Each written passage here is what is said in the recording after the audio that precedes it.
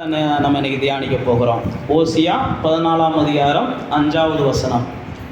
நான் இஸ்ரவேலுக்கு பனியை போல் இருப்பேன், அவன் லீலி புஷ்பத்தை போல மலருவான், லீபனோனை போல வேரூன்றி நிற்பான் அப்படின்னு சொல்லி இங்கே ஆவியானவர் அந்த ஒரு பெரிய வாக்கு தத்தத்தை, தம்முடைய ஜனத்தை குறித்த ஒரு பெரிய வாக்கு தத்தத்தை இங்கே எழுதி வைத்திருக்கிறார். இந்த ஓசியா அதுக்கு அடுத்து வருகிற எல்லா தீர்க்கதரிசிகளுமே இஸ்ரவேல் ஜனங்கள் வாழ்க்கை பாபிலோனுக்கு அடிமைப்பட்டு போகிற அந்த காலகட்டங்களில் வாழ்ந்தவர்கள், அல்லது பாபிலோனுக்கு அடிமைப்பட்ட நாட்களில் வாழ்ந்தவங்க. அப்போ இந்த தீர்க்கதரிசிகள் எல்லாம் ஆண்டவரை பற்றி அவங்களுக்கு சொல்லுவாங்க. ஆண்டவர் உங்களுக்கு நல்ல வாய்ப்பை கொடுத்தார், வாழ்க்கையை கொடுத்தார், நல்ல என்னென்னமோ செஞ்சார். ஆனால் அந்த ஆண்டவரை நீங்கள் என்ன செஞ்சிட்டீங்க? மறுதளிக்கவும் காயப்படுத்தவும் தூக்கி போடவும் செஞ்சதுனால இன்னைக்கு இவ்வளோ துன்பங்களை படுறீங்க அப்படின்றது மாதிரி தேவன் தீர்க்கதரிசிகள் மூலமாக சொல்லுவார். இந்த ஓசியா தீர்க்கதரிசியை வச்சு ஆண்டவர் சில நடைமுறையில் அவங்களுக்கு சொல்லிக் கொடுப்பார். நீங்கள் ஓசியா தீர்க்கதரிசியை வீட்டில் வாட்சி பார்த்தீங்கன்னா, தீர்க்கதரிசிகளில் ஓசியா தேவனால் பயன்படுத்தப்பட்ட ஒரு நல்ல ஒரு பாத்திரம்.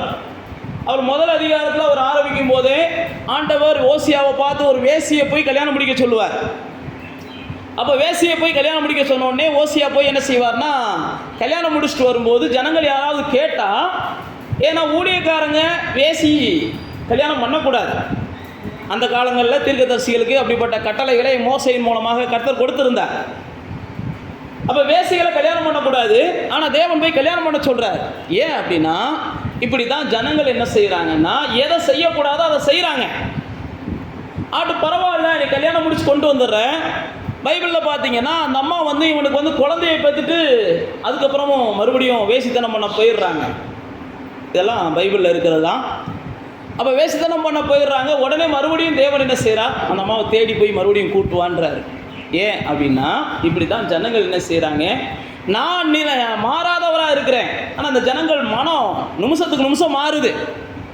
என்னைய பார்த்துட்டு என்கிட்ட ஏதாவது கிடச்சிச்சா கர்த்தாவே சோத்திரம்ன்றாங்க, இங்கிட்டு பார்த்துட்டு ஏதாவது கிடச்சிச்சுன்னா அதை பார்த்துட்டு சோத்திரம்ன்றாங்க, இங்கிட்டு காட்சி ஏதாவது கிடச்சுன்னா அதை பார்த்து சோத்திரம்ன்றாங்க. போகிற இடங்கள்லாம் இது எனக்கு தேவன், அது எனக்கு தேவன், அது எனக்கு தேவன், யார் எனக்கு கொடுக்குறாவோ அதான் தேவன் அப்படின்ற கான்செப்டுக்கு மாறிட்டாங்க அப்படின்னு சொல்லி தேவன் என்ன செய்கிறார்? ரொம்ப வருத்தப்படுகிறார். அப்படி வருத்தப்படும் போது தான் இங்கே பார்த்தீங்கன்னா அந்த 14ஆம் அதிகாரத்தில் சொல்கிறாரு, எப்பா இவ்வளவு நாளாக நான் உன்னை விட்டு விலகி இருந்தேன், நீ ஓசியா வாட்ச் பார்த்தீங்கன்னா தெரியும். அதனால் நீங்கள் என்ன செஞ்சிட்டீங்கன்னா, வெயிலையும் அல்லது பல வகையான துன்பத்தையும் நீங்கள் அனுபவிச்சிங்க. ஆனால் இனி நான் உங்களை என்ன செய்ய போகிறேன்னா, ஒரு பனியை போல் இருக்க போகிறேன். அப்படின்னா என்னென்னா, உங்களுடைய வாழ்க்கையில் ஒரு துன்பமில்லாத நாட்களை நான் உங்களுக்கு தரப்போகிறேன். அதை தான் ஆண்டவர் தம்முடைய ஜனத்தை பார்த்து சொல்லுகிறார். இந்த மாதத்துலேயும் கர்த்தர் உங்களையும் பார்த்து அந்த வாக்குத்தத்தத்தை தான் கொடுக்குறார். நீ ஒரு துன்பமில்லாத ஒரு வாழ்க்கைக்கு கர்த்தர் உங்களை நடத்த விரும்புகிறார். துன்பத்தை நீங்கள் காணாமல் வாழ்வது எப்படின்னு சொல்லி கர்த்தர் உங்களுக்கு பயிற்சி கொடுக்க விரும்புகிறார். நீங்களும் நானும் அந்த பயிற்சியை ஏற்றுக்கொள்ள விரும்பினா தான் கர்த்தர் கொடுக்கிறார். அந்த பயிற்சியை நம்ம ஏற்றுக்கொள்ளலை அப்படின்னா கர்த்தர் நிச்சயமாக என்ன செய்கிறார்னா, ஏற்றுக்கொள்வது வரைக்கும் வெயிட் பண்ணுறார், கை கழுவலாம் மாட்டார். நீங்கள் எதே ஓசியாவை எடுத்துக்கிட்டிங்கன்னா அந்த 11ஆம் அதிகாரத்துக்கு வாங்க. அப்போ ஆண்டவர் சொல்கிறாரு, இந்த ஜனத்தை நான் நேசித்தேன், இளைஞனாக இருந்தபோது அவர்களை எகிப்திலிருந்து அழைச்சி வந்தேன். அப்படி அழைச்சி வந்துட்டு நான் கூப்பிட்டு வர்றேன். ஆனால் எனக்கு முன்னாடி இருந்து அவங்க விலகி போய் என்ன செய்கிறாங்க, அந்நிய தெய்வங்களை தேட ஆரம்பிக்கிறாங்க அப்படின்னு சொல்லுகிறார். அடுத்து பாருங்கள், 3ஆம் வசனத்தில் சொல்கிறாரு, நான் அவர்களை கைப்பிடித்து நடக்க என்ன செய்கிறேன், வளர்த்து வைக்கிறேன். அப்போ தேவனுடைய பிள்ளைகளே, நம்முடைய தேவன் எப்பயுமே என்ன செய்கிறாருன்னா, நம்மளை நம்ம நடத்துகிற விதத்தில் பார்த்தீங்கன்னா அதிசயமாக தான் நடத்த விரும்புகிறார். நம்முடைய தேவன் நம்மளை அதிசயமாக தான் நடத்த விரும்புகிறார். நம்மளை துன்பத்தின் பாதைக்கெல்லாம் அவர் தப்பு வைக்கத்தான் விரும்புகிறார். ஏதாவது ஒரு இடத்துல ஒரு துன்பம் இருக்குன்னா முன்னக்கூடிய ஆலோசனை கொடுக்குறார். அந்த இடத்துல உனக்கு துன்பம் இருக்குது, அந்த துன்பத்தை நீ என்ன செய்யாது, அந்த இடத்துக்கு போகும்போது அந்த பாதை வழியாக போகாத, விலகி போயிருன்றார். நீங்கள் ஆண்டவருடைய சத்தத்தை கேட்கணும் அப்படின்னு விரும்புகிறார். உங்களை கர்த்தர் ஒருபோதும் என்ன செய்யலை, ஆமாம் பைபிளில் போட்டிருக்கு, அவங்க காது இருக்குது ஆனாலும் கேட்க மாட்டேன்றாங்க அப்படின்றார். இருதயம் இருக்குது ஆனால் உணர மாட்டேன்றாங்க. யாரை பார்த்து சொல்கிறாருன்னா, அவருடைய ஜனத்தை பார்த்து தான் சொல்கிறாரு. அதனால தான் அவங்க தண்டிக்கப்படுறாங்க, அதனால தான் வருத்தப்படுறாங்க, அதனால தான் வேதனைப்படுறாங்க. தேவன் தன்னுடைய ஜனத்துக்கு அதை தான் சொல்கிறாரு. நான் நடத்தலை, ஐயா சத்தத்தை அவங்க என்ன செய்ய மாட்டேன்றாங்க, கேட்க மாட்டேன்றாங்க. சில நேரத்தில் அவங்களுக்கு என்னை காட்டிலும் அடுத்தவங்க சத்தம் பெருசாக தெரியுது. என்னுடைய ஆலோசனைகளை காட்டிலும் மற்றவங்களுடைய ஆலோசனை பெருசாக தெரியுது. ஆனால் நீங்களும் நானும் ஒன்றை புரிந்து கொள்ளணும், அப்படியெல்லாம் போய் மோசம் போனவங்க தான் ஏராளம், அப்படியெல்லாம் போய் தன்னுடைய வாழ்வை நஷ்டப்படுத்தினவங்க தான் ஏராளம். ஆனால் வேதம் சொல்கிறது, நான் உங்களுக்கு பணியை போல இருக்க வரேன். ஏன் அப்படின்னா, இனிமேல் உங்களுக்கு ஒரு மலரணும். நீங்கள் என்ன செய்யணும்? லீலி புஷ்பத்தை போல மலரணும். உங்கள் வாழ்க்கையில் எதெல்லாம் ஆண்டவர் உங்கள் மேலே பணியை போல இருந்துட்டாரு அப்படின்னா, வேதத்தில் பார்த்தீங்கன்னா பனி விழுந்த உடனே ஆதியில் அப்போஸ்தலரில் 2ஆம் அதிகாரத்தில் எல்லாம் முளைக்க ஆரம்பிக்குது. மனுஷனே அன்னைக்கு தான் உருவாக ஆரம்பிக்கிறான். 2ஆம் அதிகாரம் வாங்க, ஆதியாகமத்தின் புஸ்தகம் 6ஆம் வசனத்தை வாசித்து பார்த்தீங்கன்னா, மூடு பனி பூமியை மூடுது. அதுக்கப்புறம் தான் மனுஷனை தேவன் என்ன செய்கிறார்? உருவாக்குகிறார். 6ஆம் வசனத்தில் மூடு பனி பூமியை மூடுது. அப்போ தேவன் உங்கள் மேலே பனியை போல இருக்கிறார் அப்படின்னா அதனுடைய அர்த்தம் என்னன்னா, உங்கள் வாழ்க்கையில் இது வரைக்கும் முளைக்காமல் இருந்ததெல்லாம் என்ன செய்ய போகுது? முளைக்க போகுது. இது வரைக்கும் தலைக்காமல் இருந்ததெல்லாம் தலைக்க போகுது. இது வரைக்கும் உருவாகாமல் இருந்ததெல்லாம் உருவாக போகிறது. எப்போ அப்படின்றத நான் மறுபடியும் சொல்லுகிறேன். ஆண்டவரை நம்ம அண்டிக் கொள்ளும் போது, ஆண்டவருடைய நிழலை நான் அதிகமாய் சார்ந்திருக்கும் போது, அல்லது அவருடைய வலது கரத்தை உதறி விடாமல் பிடிச்சிக்கிட்டு இருக்கும்போது, சில நேரத்தில் உதறி விட்டுட்டு நம்ம என்ன செய்கிறோம்? நம்ம விருப்பப்பட்டதை செய்ய போயிடுறோம். அவருடைய வலது கரம் நம்மளை என்ன செய்தான்? பைபிளில் போட்டிருக்கு, அது பிடிச்சு நடத்துகிறது. இங்கே சொல்கிறாரு பாருங்க, நான் கையை பிடிச்சி என்ன செய்கிறேன்? நடக்க பழக்குவிக்கிறேன். அப்போ ஆண்டவர் சொல்கிறாரு, நான் உங்களுக்கு பணியை போல இருப்பேன். அதனால் என்ன ஆக போகுதுன்னா, இனி உங்களுடைய முகம் ஒரு மலர்ச்சியாக இருக்க போகுது. நான் தான் சொன்னேன் பாருங்க, துன்பத்தை காணாத ஒரு வாழ்க்கைக்கு நேராக கர்த்தர் உங்களை நடத்த விரும்புகிறார். நீங்கள் கஷ்டத்தை அனுபவித்தது போதும்னு நீங்கள் நினைக்கிறீங்களோ அவர் என்ன செய்கிறார்? நினைக்கிறார். நம்ம என்ன செஞ்சிடறோம்? கஷ்டம்தான் வாழ்க்கையில் கடைசி வரைக்கும் இருக்கும்னு நம்ம நம்புகிறோம். ஆனால் ஆண்டவர் அப்படி நம்பலை. அவர் எல்லாத்துக்கும் ஒரு எல்லை வச்சிருக்கிறார். நீங்களே விரும்பலைனாலும் உங்கள் கஷ்டத்தை தேடி வந்து மாற்றுவது தான் அவருடைய இஷ்டமாக இருக்குது. நீங்களே விரும்பலைன்னா கூட சில நேரத்தில் அவரை சேவிக்கிற பிள்ளைகள் மேலே அவர் என்ன செய்கிறார்னா கருத்தாக இருக்கிறார். வேத புஸ்தகத்தில் பார்த்தீங்கன்னா, ஆலயத்துக்கு வந்த ஒரு கூனியான பெண்மணியை இயேசுவே தேடி போய் என்ன செஞ்சார்? சொஸ்தமாக்கினார். ஆலயத்துக்கு முன்னாடி இருந்தாங்க. பெதஸ்தா குளத்துக்கு முன்னாடி இருந்த ஒரு முடவனை இயேசுவே தேடி போய் என்ன செஞ்சார்? சொஸ்தமாக்கினார். வேத புஸ்தகத்தில் பார்த்தீங்கன்னா, ஆலயத்துக்குள்ளே உட்கார்ந்திருந்த ஒரு சூம்பின கையை உடைய மனிதனை இயேசுவே போய் என்ன செஞ்சார்? எலும்புடா அப்படின்னு சொஸ்தமாக்கினார். ஏன் அப்படின்னா, நீங்களும் நானும் இப்படி தீர்மானிச்சிடுறோம், இதுதான் நித்தியம். நம்முடைய வாழ்க்கையில் கடைசி வரைக்கும் நம்ம கஷ்டப்பட்டுக்கிட்டே தான் இருக்கணும். நம்முடைய வாழ்க்கையில் கடைசி வரைக்கும் நம்ம அசிங்கப்பட்டுக்கிட்டே தான் இருக்கணும். நம்முடைய வாழ்க்கையில் கடைசி வரைக்கும் நம்ம நோய்வாய்ப்பட்டுக்கிட்டே தான் இருக்கணும் அப்படின்னு நம்ம தீர்மானிக்கிறோம். அதனால தான் சில நேரத்தில் நமக்கு எல்லாமே மாற மாட்டேங்குது. எல்லாமே அது என்ன செய்யுது? விலக மாட்டேங்குது. நீங்கள் முதல்ல என்ன செய்யணும்? தேவன் இதுக்கு ஒரு எல்லை வச்சிருப்பார், இதுக்கு ஒரு முடிவை வச்சிருப்பார், இதுக்கு ஒரு நாள் குறிச்சிருப்பார், இதுக்குன்னு ஒரு நேரத்தை வச்சிருப்பார். நிச்சயமாக எப்படி என் வாழ்க்கையில் இன்னைக்கு இருள் இருக்குதோ, நாளைக்குள்ள அல்லது எப்படி சீக்கிரத்தில் எனக்கு என்ன செய்யும்? ஒரு வெளிச்சம் என் வாழ்க்கையில் வரும். இன்றைக்கி இருக்கிற துன்பமான சூழ்நிலைகள் மாறும். அதுதான் அங்கே சொல்கிறாரு, நான் உங்கள் மேலே பனியை போல இருக்கிறேன். அந்த பனியை போல இருக்கிறதுனால இதுவரைக்கும் மலராத லீலி புஷ்பம் இப்போ மலரப்போகிறது.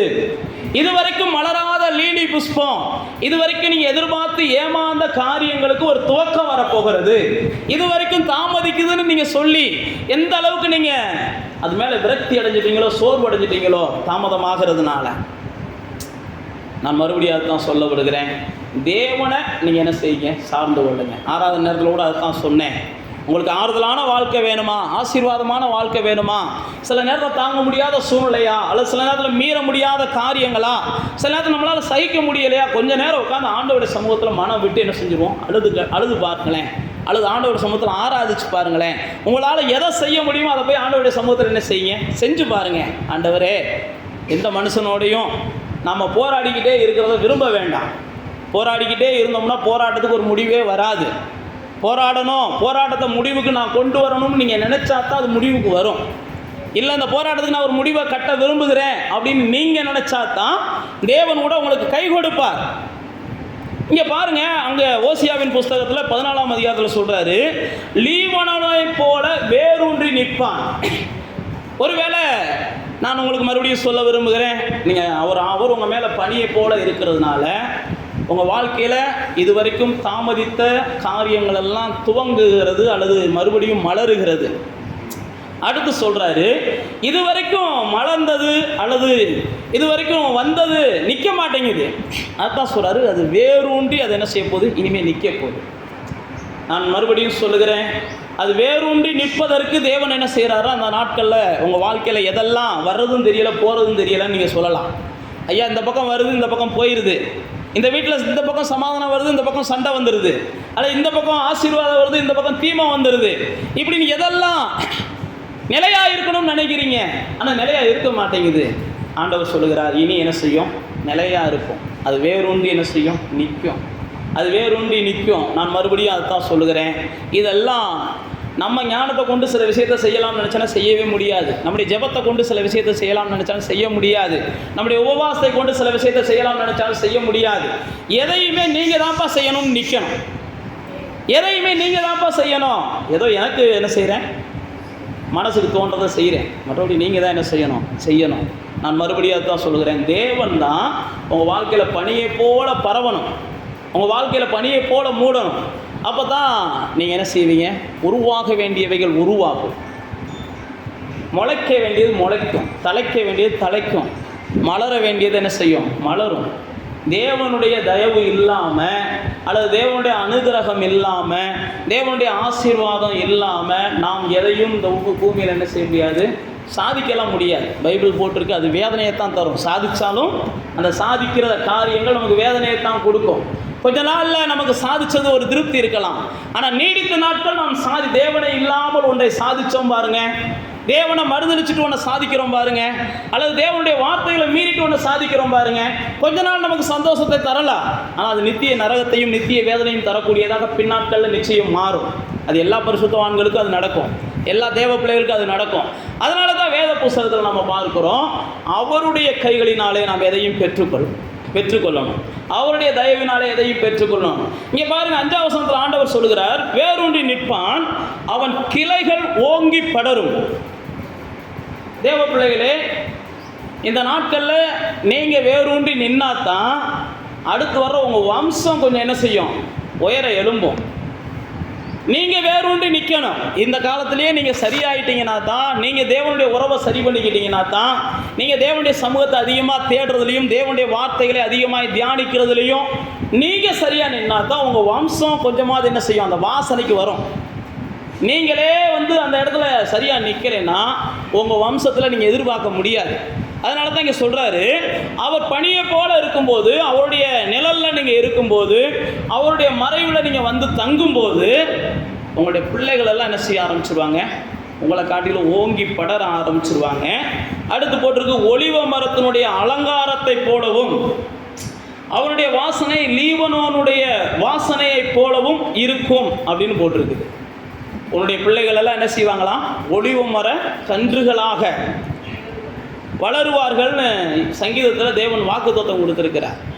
உன்னுடைய பிள்ளைகளெல்லாம் ஒலிவ மர கன்றுகளாக, சங்கீதம் 128 சொல்லும்போது சொல்கிறாரு பாருங்க, உன்னை பந்திய சுற்றிலும் சந்தோஷமான ஒரு குடும்ப வாழ்க்கை, சந்தோஷமான ஒரு குடும்ப வாழ்க்கை எப்போ கிடைக்கும் அப்படின்றது தான் நான் உங்களுக்கு மறுபடியும் சொல்லுகிறேன்.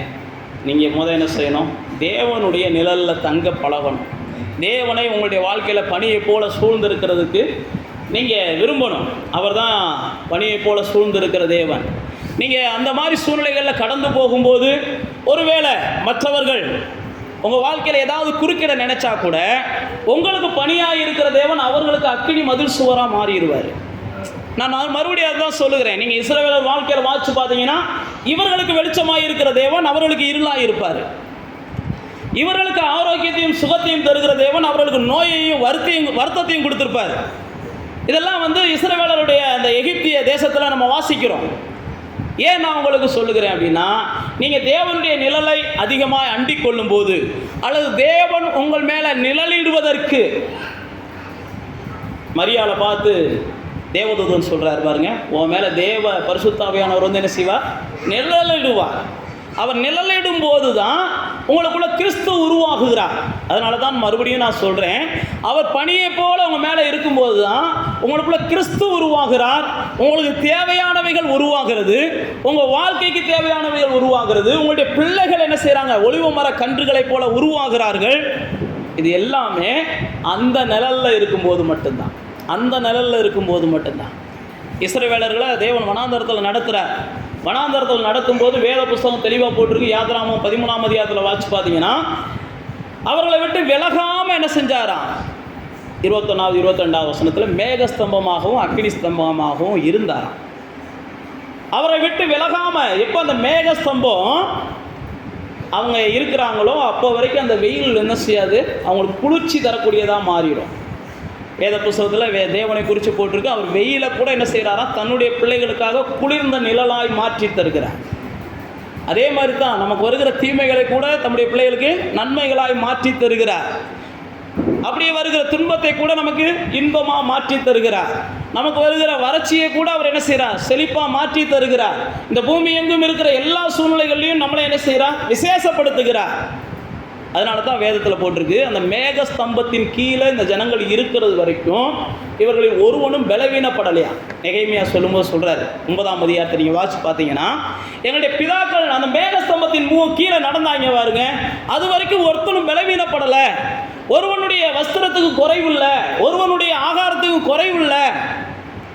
நான் மறுபடியும் அதுதான் சொல்கிறேன், ஒரு குறைவில்லாத ஒரு குடும்ப வாழ்க்கையை நீங்கள் எல்லாம் அந்த பூமியில் கட்டணும் அப்படின்னா உங்கள் மேலே எப்பயுமே தேவன் என்ன செய்யணும், நிழலிட்டு கொண்டே இருக்கணும். தேவனுடைய நிழலுக்குள்ளே நீங்கள் எப்பயுமே இருக்கணும். தேவனுடைய அந்த பட்டத்துக்குள்ளே நீங்கள் நிற்கணும். அதுதான் ஆண்டவர் சொல்கிறார், அந்த மேகஸ்தம்பத்துக்குள்ளேயே நீங்கள் இருந்தீங்கன்னா உங்களை எதிர்க்கிறவங்க எல்லாத்தையும் நீங்கள் ஜெயிச்சிருவீங்க. இந்த மேகஸ்தம்பத்துக்குள்ளேயே நீங்கள் இருக்கணும், இந்த அக்கினி ஸ்தம்பத்துக்குள்ளேயே இருக்கணும். அது நிற்கும் போது நீங்கள் நிற்கணும், அது நடக்கும்போது நீங்கள் நடக்கணும், அது நகரும் போது அது நீங்கள் நகரணும், அது ஓடும்போது நீங்கள் ஓடணும். ஆண்டவர் அப்படி தான் சொல்கிறார். இந்த மேகஸ்தம்பம் தான் உங்களுக்கு என்னது, வழிகாட்டுறது. இது என்ன செய்தோ அதை நீங்கள் பாதுக்கு போய்கிட்டே இருங்கன்றார். அதே தான் தேவ பிள்ளைகளாகிய நமக்கு ஆண்டவர் என்ன செய்கிறார், பணியை போல ஆவியானவரை கொடுத்து நம்முடைய வாழ்க்கையை ஒவ்வொரு நாள் என்ன செய்கிறார், ஆவியானவருடைய வரங்களினாலும் ஆவியானவருடைய கனிகளினாலும் நம்மளை எல்லா வகையிலையும் நிறைத்து வழி நடத்துகிறார். அப்போ தேவனுடைய பிள்ளைகளாகிய நானும் நீங்களும் நம்முடைய பிள்ளைகள் ஓங்கி வளருகிற விருட்சங்களாக இருக்கணும், அல்லது நம்முடைய பிள்ளைகள் படருகிற மரங்களாக கொடிகளாக இருக்கணும் அப்படின்னா நாம் முதல்ல தேவ பிரசன்னத்தில் அமர்றவங்களாக இருக்கணும், தேவ பிரசன்னத்தை அனுபவிக்கிறவங்களாக இருக்கணும். தேவ பிரசன்னத்தை நீங்கள் அனுபவிக்கணும். யாருக்காக? முதல்ல உங்களுக்காக, அடுத்து உங்களுடைய வம்சத்துங்களுக்காக. நீங்கள் தேவ பிரசன்னத்தை ஒவ்வொரு நாளும் அனுபவிக்கணும். தேவ சமூகத்தில் போய் பிரசன்னத்தை அனுபவிக்கிறது வரைக்கும் நீங்கள் என்ன செய்யணும், அமர்ந்திருக்கணும். நான் இன்றைக்கி பிரசன்னத்தை அனுபவிக்காமல் அந்த இடத்த விட்டு எந்திரிச்சு போக மாட்டேன், நீங்கள் உட்காந்து பாருங்கள், நிச்சயமாக அந்த பிரசன்னத்தை தேவ ஆவியானவர் உங்களுக்கு என்ன செய்வார், உணர பண்ணுவார். அந்த பிரசன்னம் உங்களை மூடுகிறத நீங்கள் பார்ப்பீங்க. மோசே சொல்கிறான், எனக்கு மகிமையை காண்பித்தாலே ஒழிய நான் அந்த இடத்த விட்டு நகர மாட்டேன்றான். தேவன் அவனுக்கு மகிமையை காண்பித்தார்னு வேதம் போட்டிருக்குது. யாத்திராகமத்தின் புஸ்தகம் 33ஆம் அதிகாரம் 32ஆம் அதிகாரங்களில் வாட்சி பார்த்தீங்கன்னா தேவனுக்கும் மோசைக்கும் உள்ள அந்த உறவுகளை குறித்து நாம் தெரிந்து கொள்ளலாம். அப்போ தேவனுடைய பிள்ளைகளே, நானும் நீங்களும் ஆண்டோடைய வேதம் சொல்கிறது, அவர் பணியை போல இருக்கும்போது நம்முடைய வாழ்க்கை ஒரு மலர்ந்த வாழ்க்கையாக இருக்கும், வாடின வாழ்க்கையாக இருக்காது. வாடி போய் வதங்கி போய் சோர்ந்து போய் எப்போ பார்த்தாலும் துன்பத்தோட, எப்போ பார்த்தாலும் துக்கத்தோட, துன்பம் இருக்கிறது ரெண்டாவது இருக்கட்டும், முகத்தை பார்த்தாலே துக்கத்தோடையே நம்ம இருக்கக்கூடாது. பைபிளில் அப்படி தான் போட்டிருக்கு. முகம் மலர்ச்சி தேவனால் வருகிறது, அதுதான் ஒரு நல்ல ஔஷதம், நல்ல மருந்துன்றது மனமகிழ்ச்சி தானா. அப்போ மனமகிழ்ச்சி தான் முக மலர்ச்சியை தருமா. அப்போ நீங்கள் மனமகிழ்ச்சியாக இல்லைனாலே உங்கள் முகம் வாடலாக தான் இருக்கும். அப்போ நீங்களும் நானும் மனமகிழ்ச்சி உள்ளவர்களாய் மாறணும் அப்படின்னா வேதம் சொல்லுது, தேவ சமூகத்துக்கு வாங்க, மனமகிழ்ச்சி ஏராளமாக கிடைக்கும். சங்கீதக்காரன் அதுதான் 100வது சங்கீதத்தில் சொல்கிறான். சங்கீதம் 63 சொல்கிறான், 84 சொல்கிறான், தேவ சமூகத்துக்கு வாங்க, அது எவ்வளவு இன்பமானது நீங்கள் என்ன செய்யலாம், அனுபவிக்கலாம். அப்போ தேவனுடைய பிள்ளைகளாகி நீங்களும் நானும் எந்த அளவுக்கு தேவ சமூகத்தை உணர்கிறோமோ, எந்த அளவுக்கு தேவ சமூகத்தை வாஞ்சிக்கிறோமோ, எந்த அளவுக்கு தேவ சமூகத்தில் நாம் உறவாடுகிறோமோ, அப்போ தான் நம்முடைய பிள்ளைகளுடைய வளர்ச்சியை நம்ம பார்க்க முடியும். நம்முடைய பிள்ளைகளுடைய வளர்ச்சி நம்மளை தவிக்க விடுறதா இருக்காது, நம்முடைய பிள்ளைகள் வளர்ச்சி நம்மளை சந்தோஷப்படுறதா இருக்கும். சில நேரத்தில் பிள்ளைகள் வளர்ந்துறதுக்கப்புறம் என்ன செஞ்சிடறாங்க, பெற்றோர்கள்லாம் தவிக்கிறாங்க. ஆனால் கர்த்தர் தம்முடைய பிள்ளைகளுக்கு அப்படிப்பட்டதை என்ன செய்ய மாட்டார், தரமாட்டார். வேத புஸ்தகத்தில் வாசித்து பார்த்தீங்கன்னா எல்லா பரிசுத்தவான்களும் கடைசி காலங்களில் என்ன செஞ்சாங்க, பிள்ளைகளோட பேர பிள்ளைகளோட இருந்தாங்க. நம்ம சபைக்கு வர்ற எல்லாரும் அப்படி தான் இருக்கணும்னு நான் ஆசைப்பட்றேன். அதுக்காக தான் ஜெபிக்கிறேன். நீங்களும் என்ன செய்யணும்? ஜெபிக்கணும்.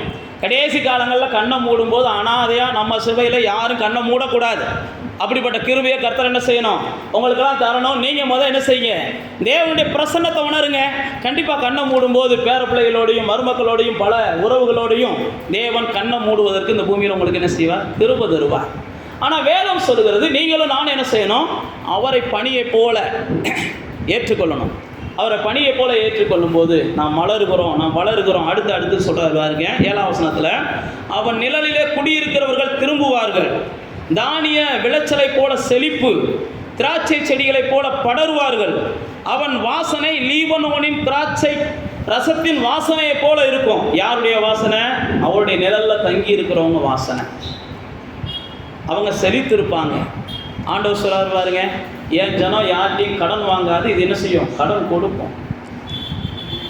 அது கடன் கொடுக்கறது மட்டும் இல்லை, பைபிளில் போட்டுருக்கு, உங்கள்கிட்ட கேட்குறவங்களுக்கு நீ முகம் கோணாமல் கொடுக்குற அளவுக்கு உன்னுடைய இடத்துல தேவன் திரவியங்களை பெருக பண்ணுகிறார். களஞ்சியத்தில் எப்போ குறையுமே இல்லாமல் கர்த்தர் வச்சிருக்கிறார். உன்னை இப்போ நம்மளை போஷிக்கிற ஒரு அதிபதிகளாகத்தான் கர்த்தர் வச்சிருக்கிறார். நம்மளால் 4 பேர் வாழணும்னு சொல்லி தான் கர்த்தருடைய திட்டம் அந்த பூமியில். பாவிகளுக்கெல்லாம் வாழ்வு கொடுப்பதற்கும் பாவிகளுக்கெல்லாம் ஆகாரம் கொடுப்பதற்கும் தான் கர்த்தர் பரிசுத்தவான்களை என்ன செய்கிறார்? இந்த பூமியில் ஆசீர்வதிக்கிறார். நான் மறுபடியும் அதுதான் சொல்கிறேன், நீங்கள் செழிப்பாக அந்த பூமியில் இருக்கணும். செழிப்பாக இருக்கிறதுக்காக நீங்கள் என்ன செய்யணும்? தேவ சமூகத்தில் காத்திருக்கணும். வேறு ஒன்றும் செய்ய வேண்டாம். 2வது தான் நீங்கள் மற்ற எல்லாமே. நீங்கள் தேவ சமூகம் என் கூட இருக்குன்னு உணரணும். தேவன் நான் போகிற இடங்கள்லாம் வர்றாருன்னு நீங்கள் உணரணும். தேவன் என் கூட தான் இருக்கிறார் அப்படின்ற ஒரு நிச்சயம் உங்களுக்குள்ளே இருக்கணும். இருந்துச்சுன்னா இந்த பூமியில் நீங்கள் என்ன செய்வீங்க? செழிப்பாக இருப்பீங்க. யார்கிட்டையும் போய் நிற்கிற சூழ்நிலைகளை கர்த்தர் உங்களுக்கு விட மாட்டார். யார்கிட்டையும் போய் கேட்குற சூழ்நிலைகளை கர்த்தர் அனுமதிக்க மாட்டார். உங்களுக்கு தேவை அப்படின்னா யாரையும் கொண்டு வந்து, காகத்தையே கொண்டு வந்து கொடுக்க வைத்த தேவன் யாரையாவது கொண்டு வந்து கொடுக்க வைப்பார் தேவைப்படும் போது. தேவனால் கூடாத காரியம் ஒன்றுமே இல்லை. அடுத்து பாருங்க, 7ஆம் வசனத்தை முடிச்சு 8ஆம் வசனத்துக்கு வரோம். இனி எனக்கு விக்கிரகங்களுக்கும் எனக்கும் என்ன சம்பந்தம் அப்படின்னு சொல்லி என் ஜனம் சொல்லும். நான் அதுதான் சொல்கிறேன், எனக்கு இனிமேல் தேவன் தான்ப்பா ஆதாரம். வேறு யாரையும் நான் என்ன செய்யலை? ஆதாரமாக பார்க்கல. தேவன் தான் எனக்கு எல்லாமே, அல்லது தேவன் தான் என்னுடைய பொக்கிஷம், அல்லது தேவன் தான் என்னுடைய புதையல், அல்லது தேவன் தான் என்னுடைய இன்பம், எனக்கு மற்றதெல்லாம் 2வது தான் அப்படின்னு ஒரு மனுஷன் சொல்லும்போது தான் ஆண்டவர் சொல்கிறாரு, நான் அவனுக்கு செவி கொடுக்கிறேன். அவனுக்கு பச்சையான தேவதாரு விருட்சம் போல இருக்கிறேன். அவனுக்கு கனி என்ன செய்யும்? என்னாலே உண்டாகும்ன்றான் ஆண்டவர் சொல்கிறார். நான் மறுபடியும் தான் சொல்கிறேன், அவர் பனியை போல இருக்கிறார், தேவதாரு விருட்சம் போல இருக்கிறார். அது மட்டுமல்ல, நீங்கள் கூப்பிடும்போது அவர் உங்களுக்கு செவி கொடுக்கிறார். செவி கொடுக்கிறது மாத்திரமல்ல, அவர் உங்கள் மேலே நோக்கமாக இருக்கிறார், உங்களை பார்த்துக்கிட்டே இருக்கிறார். எனக்கு வேற எந்த வாழ்விலும் எந்த சூழ்நிலையிலையும் எனக்கு வாழ்க்கை இல்லை. என்னுடைய வாழ்க்கை இயேசு மூலமாக தான் இருக்குது. என்னுடைய எதிர்காலம் இயேசு மூலமாக தான் வருது. எனக்கு வர வேண்டிய நன்மைகள் இயேசு மூலமாக தான் வருது. இன்றைக்கி நான் நிற்பது அவரால் தான் நின்று கொண்டு இருக்கிறேன். இன்றைக்கி நான் வாழ்வது அவரால் தான் வாழ்ந்து கொண்டு இருக்கிறேன்னு சொல்லி நீங்கள்லாம் சொல்ல சொல்ல உங்களுடைய சத்தத்துக்கு அவர் செவி கொடுக்கிறார். அவரை எந்த அளவுக்கு நீங்கள் உயர்த்தி பிடிக்கிறீங்களோ அந்த அளவுக்கு நீங்கள் உயர்ந்து கொண்டே போவீங்க. அதை விட்டு போட்டு நீங்கள் மற்ற எதையாவது உயர்த்தி பிடிச்சிங்கன்னா, எதை நீங்கள் உயர்த்தி பிடிக்கிறீங்களோ தேவனை மறுதளிச்சுட்டு அதுவே கடைசியில் என்ன செய்யும்? உங்களுடைய வீழ்ச்சிக்கு காரணமாக மாறும். தேவனுடைய பிள்ளைகளுக்கு தேவன் உயர்வை கொடுக்கிறார். அதனால தான் ஆண்டவர் உபாகமத்தின் புத்தகத்தில் சொல்கிறார், நான் உங்களுக்கு பாலை கொடுத்தேன், தேனை கொடுத்தேன், 32ஆம் அதிகாரத்தில் கொடுத்து போய் என்னை உதைக்கிறீங்க அப்படின்ற. உதைச்சதுனால தான் ஒருவேளை சாப்பாட்டு கூட நீங்கள் கஷ்டப்படுற காலங்கள் என்ன செய்யுது? வருது. என்னைய நீங்கள் உதைக்கிறதுனால தேவனை மட்டும் நம்ம என்ன செய்யக்கூடாது? உதைக்கக்கூடாது. மனுஷன் தேவனை என்ன செஞ்சிடறோம்? நம்ம ஈஸியாக மட்டம் தட்டிடுறோம். நான் அதுதான் சொல்கிறேன், தாவீது சொல்கிற மாட்டில், ஆண்டவரே எல்லாம் உம்மிடத்துலேருந்து எங்களுக்கு வந்துச்சு, நாங்கள் ஒன்றும் இல்லை. யோபத்தான் சொல்கிறோம், எல்லாம் உங்களிடத்துலேருந்து வந்துச்சு, நாங்கள் ஒன்றும் கொண்டு வரலை.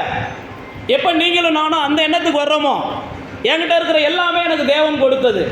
அது எதுவாக இருந்தாலும், கணவனாக இருந்தாலும் சரி, மனைவியாக இருந்தாலும் சரி, பிள்ளைகளாக இருந்தாலும் சரி, எல்லாமே எனக்கு தேவன் கொடுத்தது. அவ்வளோதான். ஒருவேளை இன்றைக்கி அதில் எனக்கு ஒரு சின்ன துன்பம் இருக்கலாம், அதுக்காக தேவன் கொடுத்தாரோ இல்லைன்னா இப்போ யோசிக்கக்கூடாது. கழுத்தில் கட்டியாச்சா அதுக்கப்புறம் எதையுமே யோசிக்கக்கூடாது. கட்டுறதுக்கு முன்னாடி 1000 யோசிக்கலாம். கட்டியாச்சா இது எனக்கு கர்த்தர் கொடுத்தது, இது நிச்சயமாக இன்றைக்கி எனக்கு ஒரு வேலை என்ன செய்யலாம்? வருத்தத்தை தரலாம், சீக்கிரத்தில் கர்த்தர் ஒரு மாற்றத்தை கொடுப்பாருன்னு காத்துருங்க.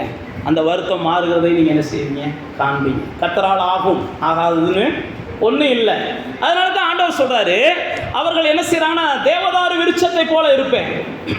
அது மட்டும் இல்லை, அவர்கள் கனி உள்ள ஒரு வாழ்க்கை என்னாலே அவங்க வாழ போகிறாங்க. கனி உள்ள ஒரு வாழ்க்கை என்னாலே அவங்களுக்கு கிடைக்க போகுது. அவர்களுக்காக நான் நோக்கமாக இருப்பேன். நான் அவங்கள கவனிச்சுக்கிடுவேன். யாரை? என்னுடைய உயர்வுக்கெல்லாம் அவர் தான் காரணம்னு சொல்கிறவங்கள, என்னுடைய சந்தோஷத்துக்கெல்லாம் அவர் தான் காரணம், என்னுடைய ஆசீர்வாதத்துக்கெல்லாம் அவர் தான் காரணம் அப்படின்னு சொல்கிறவங்கள அவர் கவனித்துக் கொள்வேன்றார். அப்படின்னு சொல்கிறவங்கள நான் அவர்களுக்கு செவி கொடுப்பேன்றார். அப்படின்னு சொல்கிறவங்களுக்கு கனியுள்ள வாழ்க்கையை அந்த பூமியில் தருவேன்னு சொல்கிறார். அடுத்த வார்த்தையில் தான் சொல்கிறாரு, இதெல்லாம் ஞானம் உள்ளவனுக்கு தான் புரியும்ன்றார். அடுத்த வசனத்தை அப்படி தான் சொல்கிறார். இதெல்லாம் ஞானம் உள்ளவனுக்கு தான் புரியும், இதெல்லாம் புத்தி உள்ளவனால தான் ஏற்றுக்கிற முடியும்ன்றாரு. என்னால் தான் இதெல்லாம் நடக்கும்னு சொல்லி நீ சொல்கிற அப்படின்னா இதை யார் ஏற்றுக்கொள்வான் அப்படின்னா, எவனுக்கு ஒருத்தனுக்கு ஞானம் இருக்கோ அவன் தான் ஏற்றுக்கிடுவான். பைபிளில் சங்கீதக்காரன் சொல்கிறான், ஞானம் உள்ளவர்கள் தான் கிருபையை உணர்ந்துக்கிறாங்களாம். ஞானம் உள்ளவர்கள் தான் தேவனுடைய கிருபையை உணர்ந்துக்கிறாங்களாம். யோனா சொல்லும்போது சொல்கிறான், மாயையை பற்றி கொண்டு அநேகர் என்ன செய்கிறாங்க? கிருபையை போக்கடிக்கிறாங்கன்றான். நீங்களும் நானும் இந்த உலகத்தில் எப்படிப்பட்டவங்களா இருக்கிறோம் அப்படின்னா, இந்த உலகத்தின் பார்வைக்கு நாம் பைத்தியங்களாக இருக்கிறோம். நம்ம பார்வைக்கு இந்த உலகம் என்ன செய்யுது? பைத்தியமாக இருக்குது. இதான் உண்மை. உங்களுக்கு புரியுதோ புரியலையோ? அதனால தான் நான் உங்களுக்கு மறுபடியும் சொல்கிறேன், இந்த உலகத்தாரோட நீங்கள் போராடுறது வேஸ்ட்டு. அவன் பார்வையில் நீங்கள் எப்படிப்பட்டாலும் ஆகாவளி, நம்ம பார்வையில் அவன் ஆகாவளி. அதனால தான் நான் உங்களுக்கு மறுபடியும் சொல்கிறேன். வேதம் சொல்லுது, நீங்கள்லாம் இதை உணர்ந்து கொண்டதுனால நீங்கள் ஞானம் உள்ளவர்கள். எதை உணர்ந்து கொண்டதுனால? தேவனால தான் என் வாழ்க்கை என்ன செய்து கட்டப்படுகிறது, தேவனால தான் என்னுடைய வாழ்க்கை காக்கப்படுகிறது, தேவனால தான் என்னுடைய வாழ்க்கை நடத்தப்படுகிறதுன்னு நீங்கள் உணர்ந்தீங்கன்னா நீங்கள் ஞானம் உள்ளவர்கள். நான் ஒரு நாள் படுத்துட்டேன்னு வையேன், இந்த குடும்பமே நகராது அப்படின்னு சில நேரத்தில் நம்மளே அறியாமலே நம்ம பேசுவோம். அது ஆவிக்குரிய கண்ணோட்டத்தில் பேசினா பரவாயில்ல. நான் ஆவிக்குரியவனாக இருக்கிறதுனால இந்த குடும்பத்தில் நான் மட்டும் படுத்துட்டேன்னு வையேன், உங்களுக்கு வெளிச்சமே இருக்காதான்னு சொன்னால் கூட பரவாயில்ல. மாம்ச பிரகாரமாக சில நேரத்தில் நம்ம பேசுவோம். அதெல்லாம் வேண்டாம். பேசணுன்னா நம்ம எவ்வளையோ மாம்ச பிரகாரமாக பேசலாம். அதான் பவுல் சொல்கிறான், நான் மாம்ச பிரகாரமாக பேசலாம் புத்தியின நான் போயிடுவேன்றியான். நானும் மாம்ச பிரகாரம் பேசணும்னா பேசலாம். உங்களை மாதிரி நீங்களும் பரிசெயர்களா? நானும் பரிசெயன். நீ படித்தவனா? நானும் படித்தவன். நீ இதான், நான் இது, நீ அதான், நான் அதுன்னு பேசணும்னா பேசலாம். ஆனால் பேசுனா நான் புத்தி இல்லாதவனா போயிடுவேன்டான்றியான். சில நேரத்தில் நாம் நினைப்போம் பேசுனா தாண்டா சூடு வரும்ண்டு. பைபிள் பிரகாரம் பேசுனா தான் புத்தி இல்லாதவங்களா போயிடுறீங்க. பேசாமல் இருந்தாலே சூடு வந்துடும். சில காரியங்களை பேசி சாதிக்கிறத காட்டிலும் பேசாமல் என்ன செஞ்சிடலாம்? ஈஸியாக சாதிச்சிடலாம். அதனால தான் சில நேரத்தில் நான் உங்களுக்கு சொல்கிற பலமுறை சொல்கிற ஆலோசனை, ஏதாவது பேசணும்னு தோணுச்சா தேவ சமூகத்தில் போய் பேசுங்க. எந்த மனுஷன்ட்டையும் பேசி மாற்றத்தை கொண்டு வர முடியாது. நீங்கள் ஒன்றை பேசுனீங்கன்னா அவங்க ஒன்றை பேசுவாங்க, அவங்க ஒன்றை பேசுனாங்கன்னா நீங்கள் ஒன்றை பேசுவீங்க. மாற்றத்துக்கு பதிலாக என்ன செஞ்சிடும்? நாத்தம் தான் வர ஆரம்பிச்சிடும். அதுக்கு பதிலாக எதுனாலும் தேவன்கிட்ட சொல்லுங்கள். நிச்சயமாக நம்முடைய தேவன் என்ன செய்கிறார்? பனியை போல இருந்து உங்கள் வாழ்க்கையை இனிமையாக மாற்றுறார். நீங்கள் துன்பத்தை காணாத பாதையில் உங்களை நடத்துகிறார். உங்களுடைய கையை பிடிச்சி ஒவ்வொரு நாளும் அவர் நடத்துவதற்கு விரும்புகிறார். அந்த ஜனங்களை பார்த்து அதுதான் சொல்கிறாரு. இந்த 14ஆம் அதிகாரத்தில் நீங்கள் விழுந்துட்டீங்க, 1ஆம் வசனத்தில் சொல்கிறாரு, நீங்கள் விழுந்துட்டீங்க, திரும்ப எழும்புறதுக்கு நான் உங்களுக்கு என்ன செய்கிறேன்? உதவ வந்திருக்கிறேன். 1ஆம் வசனத்தில் அதுதான் சொல்கிறாரு, நீங்கள் விழுந்துட்டீங்க, நீங்கள் கெட்டு போயிட்டீங்க, நீங்கள் என்னை விட்டு தூரமாக போயிட்டீங்க. ஆனால் என் தீர்க்கதரிசிகளை ஏன் அனுப்பிக்கிட்டே இருக்கேன்? என் வார்த்தைகளை ஏன் சொல்லிக்கிட்டே இருக்கேன்னா நீங்கள் விழுந்துட்டீங்கன்றதுக்காக நான் விடலாம் மாட்டேன். அவர் அப்படி தான் சொல்கிறாரு. நீங்கள் கெட்டு போயிட்டீங்கன்றதுக்காக நான் விடலாம் மாட்டேன். தேவன் சாகிறது வரைக்கும் ஒவ்வொரு மனுஷனோடு என்ன செய்கிறார்? அவன் மாறணும்னு போராடிக்கிட்டே இருக்கிறார். நானும் நீங்களும் முடிவெடுக்கிறது மாதிரிலாம் அவர் முடிவெடுக்கிறது இல்லை. அவர் சாகிறது வரைக்கும். பேதுரு கேட்குறான் பாருங்க, எத்தனை வாட்டி தான் அவங்கள மன்னிக்கிறது? இல்லை, எத்தனை வாட்டினாலும் மன்னிடா. சாகிறதுக்குள்ள அவன் என்ன செஞ்சால் போதும்? மனம் திரும்பினா போதும், அவ்வளோதான். எத்தனை வாட்டி வேணாலும் மன்னி. ஒரே வார்த்தையில் இயேசு முடிச்சிடறார். 7-70 தரமா என்ன முடியுமோ என்ன முடியாதோ. ஆனால் ஆண்டவருடைய நோக்கம் என்ன? எல்லா மனுஷனும் மனம் திரும்பணும். எல்லா மனுஷனும் மனம் திரும்பணும். அதனால தான் அங்கே சொல்கிறாரு, நீ விழுந்துட்ட, நான் திரும்ப உன்னை எழுப்பி விட வந்திருக்கிறேன். அடுத்து கீழே சொல்கிறாரு 2ஆம் வசனத்தில், உன் அக்கிரமத்தெல்லாம் நான் என்ன செய்ய மன்னிக்க ரெடியாக இருக்கிறேன்ப்பா. 2ஆம் வசனம் சொல்கிறாரு, நான் உன்னுடைய அக்கிரமத்தெல்லாம் மன்னிக்க ரெடியாக இருக்கிறேன். நீ இப்பயே திரும்பி வா, என்ன பாவம் செஞ்சிருந்தாலும் பரவாயில்ல, நான் மன்னிக்கிறேன். இப்பொழுதே என்னுடைய தயவை அங்கீகரித்து கொள்ளு. உன்னுடைய உதடுகள் என்ன செய்யட்டும், என்னை துதிக்கட்டும்ன்றாரு. 3ஆம் வசனத்தில் சொல்கிறாரு, நீ சொல்லு, இனிமேல் எங்களுக்கு ரட்சிப்பு யாரும் கிடையாது, அசீரியா எங்களுக்கு ரட்சிப்பு இல்லை, எங்களுடைய ரட்சிப்பு யாரும் கிடையாது, அல்ல எங்களுடைய குதிரைகள் மேலே எங்களுக்கு நம்பிக்கை இல்லை அப்படின்னா நாங்கள் எங்கள் பலத்தை சாரலை, எங்கள் சுய புத்தியை சாரலை, எங்களுடைய நம்பிக்கையெல்லாம் அதில் கிடையாது. அடுத்து சொல்கிறாரு, எங்களுடைய கைகளின் கிரியைகளை பார்த்து நீங்கள்லாம் எங்களுக்கு தெய்வம் கிடையாது அப்படின்னு சொல்லிட்டு திக்கற்றவன் உம்மிடத்தில் இரக்கம் பெறுவான் என்று சொல்லுங்க அப்படின்னா, திக்கற்றவன் அப்படின்னா பலனற்றவன் சொல்லலாம், அனாதைகள்னு சொல்லலாம், கைவிடப்பட்டவங்கன்னு சொல்லலாம். அதுக்கு எத்தனையோ அர்த்தங்களை நம்ம எடுத்துக்கிடலாம். வேதத்தில் சொல்லியிருக்கு, திரும்பி வருகிற திக்கற்றவர்களை தேவன் என்ன செய்கிறாரு, நம்ம பெரிய இடத்துல கூட்டு போய் வைக்கிறார். திரும்பணும். அவரை ஆண்டவர் எதிர்பார்க்குறது ஒன்றே ஒன்று தான், அவரை நோக்கி நீங்கள் திரும்பணும், அவருடைய வார்த்தையை நோக்கி திரும்பணும், அவருடைய சமூகத்தை நோக்கி நீங்கள் திரும்பணும். ஆண்டவர் வேறு எதையுமே உங்கள்கிட்ட எதிர்பார்க்கல. உங்களை தண்டித்து அதில் சந்தோஷப்படுகிற தேவன்லாம் நம்முடைய தேவன் கிடையாது. உங்களை அள வச்சு அதில் சந்தோஷப்படுகிற தேவன்லாம் நம்முடைய தேவன் கிடையாது. சில நேரத்தில் நானும் நீங்களும் தண்டனையை கொடுத்து திருத்த நினைப்போம். தேவன் அன்பை காமிச்சு தான் திருத்த நினைக்கிறார். அன்பை காமிச்சு தான் ஜனங்களை என்ன செய்கிறார், திருத்த நினைக்கிறார். 4ஆம் வசனத்தில் சொல்கிறாரு பாருங்க, நான் உங்கள் சீர்கேட்டையெல்லாம் குணமாக்குறேன், உங்களை மனப்பூர்வமாக நான் சிநேகிக்கிறேன். 4ஆம் வசனத்தில் சொல்கிறேன், நீ என்னை விட்டு எவ்வளோ தூரம் போயிட்ட, என்னை வேண்டாம்னு நீ மறுதளிக்கிற, ஆனால் நான் உன்னை இன்றைக்கும் மனப்பூர்வமாக என்ன செய்கிறேன், நேசிக்கிறேன். இந்த ஜனத்தை பார்த்து சொல்கிறார். அதே தேவன் தான் உங்களையும் பார்த்து சொல்கிறார், என்னையும் பார்த்து சொல்கிறார். நான் உங்கள் சீர்கேட்டையெல்லாம் குணமாக்குகிறேன் அப்படின்னா உங்கள் பாவத்தெல்லாம் நான் மன்னிக்கிறேன், நீ என்ன செஞ்சிருந்தாலும் நான் மன்னிக்கிறேன், இன்றைக்கி நான் உன்னை நேசிக்கிறேன், இனி உன் மேலே கோபம் வருவதற்கு நான் என்ன செய்யலை, விரும்பலை, விடலை, உன் மேலே கோபம் வராது.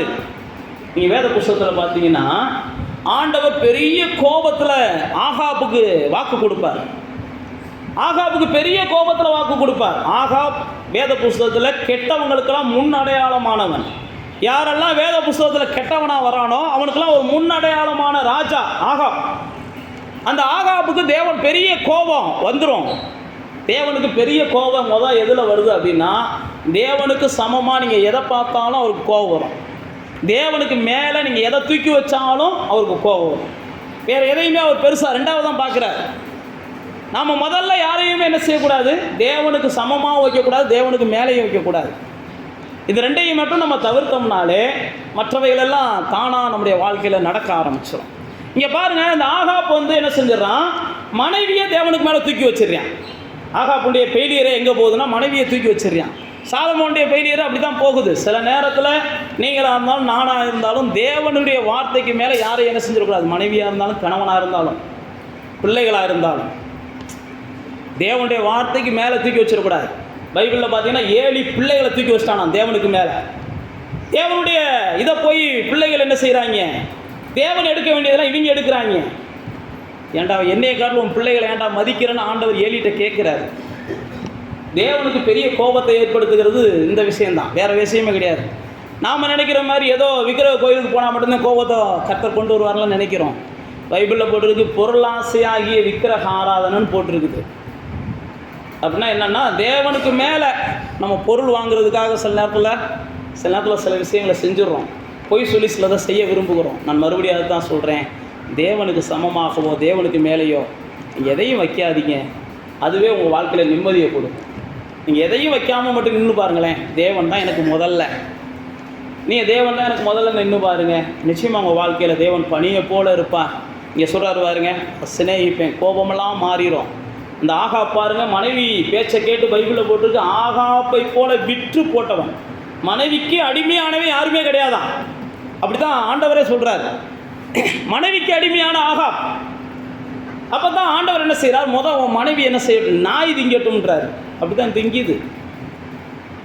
சிலரை தூக்கி வச்சிங்க அப்படின்னா அவங்களுடைய முடிவு புழுத்து போகும். நீங்கள் தூக்கி வச்சிங்கன்னா, தேவனுக்கு மேலே யாரை நீங்கள் தூக்கி வச்சிங்கனாலும்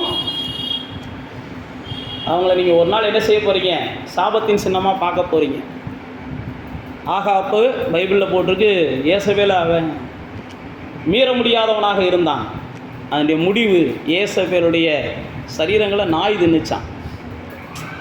ஆகாப், நான் தான் சொல்லி முடிக்க வரேன், அவ்வளோ பெரிய கொடிய தேவனுக்கு விரோதமாக பாவம் செய்தவன். ஆனால் தேவன்கிட்ட போய் என்ன செய்கிறான், ஆண்டவரே நான் செஞ்சதெல்லாம் பாவம் தான், என் வம்சத்தின் மேலே வரப்போவதெல்லாம் சாபந்தான், ஆனால் எனக்காவது என்ன செய்யுங்க, கிருபை பாராட்டுங்கன்னு போய் நிற்கிறான். தேவன் போட்டு பைபிளில் எழுதியிருக்கிறார் ஆவியானவர், ஓ நாட்கள் சந்தோஷமாக இருக்கட்டும் போ அப்படின்றாரு. நான் கேட்டதுனால தான் நான் உங்களுக்கு சொல்கிறேன், நம்ம மனம் திரும்பிட்டோம் அப்படின்னா நம்ம மேலே வர வேண்டிய எந்த ஒரு தண்டனையும் ஆண்டவர் என்ன செய்கிறார், மாற்றி போட்டுறார். எந்த தண்டனையாக இருக்கட்டும், எவ்வளவு பெரிய துணிகரமான பாவத்தை கூட நம்ம செஞ்சுருந்துருக்கலாம். நான் மனம் தீர்ந்துட்டேன், மனப்பூர்வமாக ஆண்டவருடைய சமூகத்துக்கு வரேன்னா அவர் நம்மளை நேசிக்கத்தான் விரும்புகிறார், நம்மளை குணமாக்கத்தான் விரும்புகிறார், நம்மளை சரி செய்யத்தான் விரும்புகிறார். அவர் எப்பயுமே நம்மளை தள்ளிவிட விரும்புகிற தேவனே அல்ல. அவர் எதிர்பார்க்கறதுலாம் என்னென்னா, மனஸ்தாபப்பட்டு மனம் திரும்பி ஒரு மறு வாழ்க்கையை அவங்க என்ன செய்யட்டும், வாழட்டும். நான் மறுபடியும் அதான் உங்களுக்கு சொல்லி முடிக்கிறேன். தேவன் உங்களுக்கு என்ன செய்கிறார், பனியை போல இருக்கிறார். அவர் உங்கள்கிட்ட கோபம்லாம் காட்ட விரும்பவே இல்லை. அவர் உங்கள்கிட்ட எல்லாம் கடிந்து கொண்டே இருக்க விரும்பலை. உங்கள்கிட்ட அன்பு காமிச்சு உங்கள் வாழ்க்கையை என்ன செய்யணும், எப்படியாவது அந்த பூமியில் மலர வைக்கணும். அவருடைய ஆசையெல்லாம் அதுதான். என்னை பின்பற்றினவன் ஒரு பனையை போல் என்ன செய்யணும், செழிக்கணும். என்னை பின்பற்றினவன் ஒரு வற்றாத நீர் ஊற்றுற போல் அந்த பூமியில் இருக்கணும். என்னை நேசிக்கிறவங்க இடறக்கூடாது. என்னை நேசிக்கிறவங்க கண்மலையின் மேலே கட்டப்பட்ட வீடுகளாக இருக்கணும். ஆண்டவர் எதிர்பார்க்கலாம் இதுதான். அப்போ நீங்களும் நானும் என்ன செய்ய வேண்டியிருக்கு, அவருடைய சமூகத்தை நாட வேண்டியிருக்கு. வேறு ஒன்றும் செய்ய வேண்டாம், அவருடைய சமூகத்தை நாடுங்க. உங்களால் முழங்கால் போட்டு தான் நாடணும்லாம் கிடையாது. முழங்கால் போட முடிஞ்சால் சோத்திரம், போட முடியலைனாலும் சோத்திரம். ஆனால் அவருடைய சமூகத்தை என்ன செய்யுங்க, நாடுங்க. அவருடைய சமூகத்தில் காத்துருங்க. அவருடைய வல்லமையை ருசிக்க பாருங்கள், அவருடைய அன்பை ருசிக்க பாருங்கள், அவருடைய பிரசன்னத்தை ருசிக்க பாருங்கள். அவர் பனியை போல் உங்கள் மேலே இருக்கும்போது உங்களுக்கு மலர வேண்டியதெல்லாம் தானாக மலரும், நடக்க வேண்டியதெல்லாம் தானாக என்ன செய்யும், நடக்கும். எதிர்பார்க்கிற அதிசயங்களும் மாற்றங்களும் தேவன் நிச்சயமாக செய்வார். அப்படியே கண்களை மூடி நாம் தேவனை நோக்கி பார்ப்போம். ஆண்டவரை நோக்கி பார்த்து, ஆண்டவரே உங்களுடைய சமூகத்துக்கு வந்திருக்கிறோம் பாண்டு வாங்க. நிச்சயமாக ஆண்டவர் உங்கள் வாழ்க்கையில் பெரிய காரியங்களை செய்வார். நிலையற்ற வாழ்வின் நிம்மதியே, நீங்காத பேரின்பமே, நிலையற்ற வாழ்வின் நிம்மதியே, நீங்காத பேரின்பமே, என்னை விட்டு நீங்காத பேரின்பமே, என்னை விட்டு நீங்காத பேரின்பமே, ஆட்கொண்ட தெய்வம் திருப்பாதம் அமர்ந்து ஆறுதல் அடைகின்றே, அமைதி பெறுகின்றே, ஆட்கொண்ட தெய்வம் திருப்பாதம் அமர்ந்து ஆறுதல் அடைகின்றே, அமைதி பெறுகின்றே. இதாகவே இந்த மாதத்தின் துவக்கத்தில் நம்முடைய பிள்ளைகள் உங்களுடைய சமூகத்தை நாடி இந்த பூமியில் சாதிக்க வேண்டியதெல்லாம் சாதிக்க வைப்பான். உங்களுடைய பிரசன்னத்தை விரும்பி இந்த பூமியில் ஆண்டவரே அவர்கள் செய்ய வேண்டியவைகளெல்லாம் செய்து முடியட்டும், பெற வேண்டியவைகளெல்லாம் பெற்றுக்கொள்ளட்டும். உம்மிடத்திலிருந்து மாத்திரம்தான் எந்த நன்மையும் வருகிறது என்பதை உங்களுடைய பிள்ளைகள் உணர்ந்து கொள்ளட்டும்பா. பரத்திலிருந்து தான் எந்த நன்மையும் வருது, ஜோதிகளின் பிதாவிடத்திலிருந்து தான் எந்த ஆசீர்வாதமும் வருது. தேவனால தான் இந்த மாற்றங்களை தர முடியும், தேவனால தான் இதில் புதிய காரியங்களை செய்ய முடியும், தேவனால தான் என் வாழ்க்கை மலரும், தேவனால தான் என் வாழ்க்கை மலரும் அல்லது வளரும், வேரூன்றி நிற்கும். நிச்சயமாக தேவனாலே என்னுடைய வாழ்க்கை வாசனை வீசுகிறதாய் மாறும் அப்படின்னு சொல்லி இந்த நாட்களில் தேவனே அதிகமாக என்னுடைய பிள்ளைகள் பற்றி கொள்ளட்டும்பா. தாவீது சொல்றதே போல ஜீவனுள்ள தேவன் மேலே என்னுடைய ஆத்துமா தாகமாய் இருக்கிறது என்று சொல்லி உங்களுடைய பிள்ளைகளுடைய ஆத்துமா ஜீவனுள்ள தேவன் மேலே தாகம் உள்ளதா மாறட்டும். ஆண்டவரே, இவர்கள் நல்லா இருக்கிறதற்கும் அல்லது செழித்திருப்பதற்கும் இந்த பூமியில் ஆண்டவரே கனி தருகிற மரங்களாகவும் கரையோரம் உள்ள மரங்களாகவும் செய்வதையெல்லாம் வாய்க்க செய்கிற பிள்ளைகளாகவும் மாறுவதற்கு அவர்கள் இரவும் பகலும் கர்த்தருடைய வேதத்தில் தியானமாக இருக்க, கர்த்தருடைய சமூகத்தின் மேலே தியானமாக இருக்க, என்னை கர்த்தர் கவனித்துக் கொண்டு இருக்கிறார் என்ற சிந்தையோடு வாழ இந்த பிள்ளைகளை கர்த்தர் தாமே ஞானம் உள்ளவங்களாக மாற்றுங்கப்பா. இது ஞானம் உள்ளவங்களுக்கு புரியும், புத்தி உள்ளவங்களுக்கு இது விளங்கும்னு நீங்கள் சொல்லியிருக்கிறீங்க. உங்களுடைய பிள்ளைகளுக்கு தேவையான ஞானத்தை புத்தியை கொடுத்து இந்த பூமியில் புகழ்ச்சியும் கீர்த்தியுமாய் வாழ எங்கள் தேவன் அனுகிரகம் செய்கிறாங்க. எல்லா துதியும் நாங்கள் நமக்கு செலுத்துகிறோம். இயேசுவின் நாமத்தில் ஜெபிக்கிறோம் பிதாவே.